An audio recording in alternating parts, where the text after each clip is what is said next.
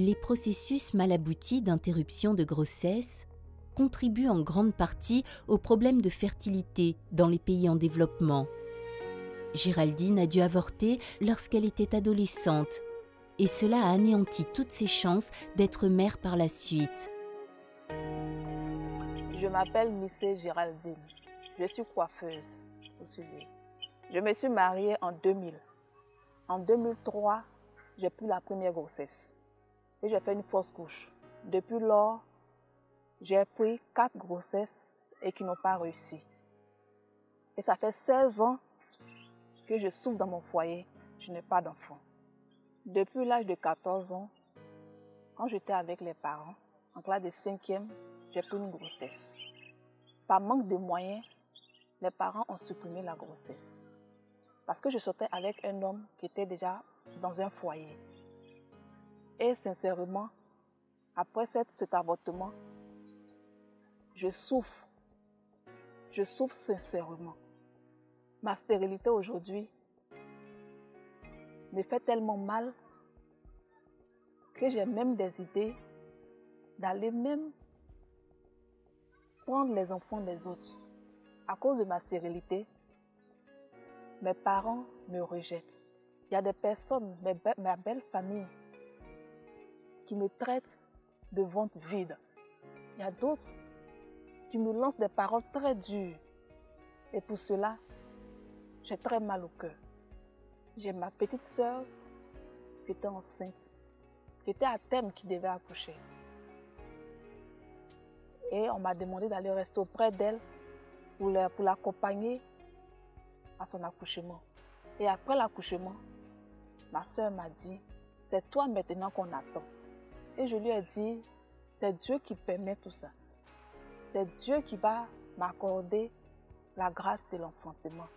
Et à chaque fois qu'il y a une naissance dans ma famille, on me répète toujours, Géraldine, c'est toi qu'on attend. Mon mari me traite de femme stérile. Il te couche. Il vient avec des femmes dans la maison. Il dort sur mon lit avec ses femmes. Et moi, je suis au salon, j'attends. Quand ils finissent, et moi, je rentre dans la chambre. Mon mari ne me considère plus. Mon mari me dit toujours que si, tant que je ne lui donne pas un enfant, j'aurai toujours le même traitement. Il aura toujours le même comportement. Alors, j'ai mal. Étant une femme stérile, je suis découragée de la vie. Avec mon âge, je me pose la question si un jour, je pourrai enfanter. Avec tous ces hôpitaux que j'ai visités, avec tous ces traitements, et pas de suite, pas de solution, je me pose la question, quelle sera ma vie sans un enfant? Mon mari, compte tenu de la situation, ne me donne plus rien. C'est par mon métier que je me débrouille.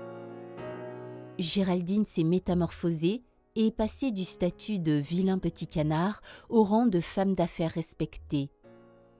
Merck a mis en place une imprimerie rien que pour elle, lui permettant ainsi de donner un nouvel élan à sa vie. Dans mon ancienne vie, j'étais triste, j'étais malheureuse. Mais aujourd'hui, grâce au business de Merck, je suis heureuse. Les gens se rapprochent de moi et j'ai la paix, la joie au cœur.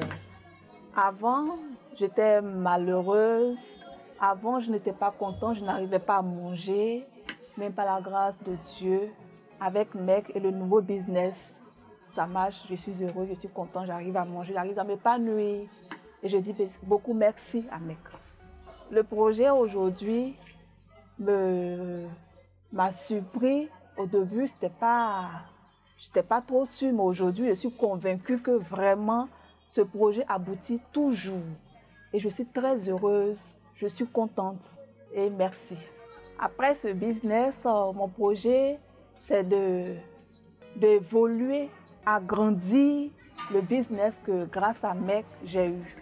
Après ce business, je compte agrandir ce magasin, ce business et ouvrir un salon de coiffure à mon propre nom et travailler avec mes apprentis et grandir dans mon business.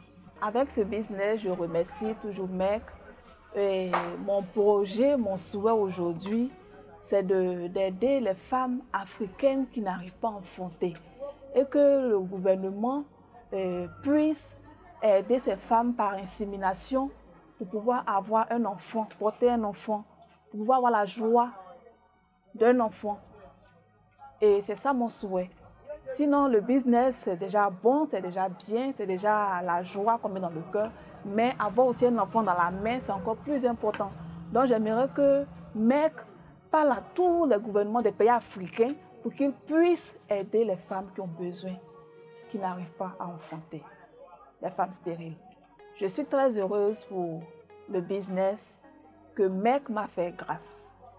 Et j'aimerais approfondir, dire à MEC, de dire au gouvernement ivoirien d'aider les femmes qui n'arrivent pas à enfanter et qu'il aide ces femmes à pouvoir avoir un enfant, même si ce n'est pas insémination, qu'elles puissent avoir un enfant dans la main pour combler leur joie.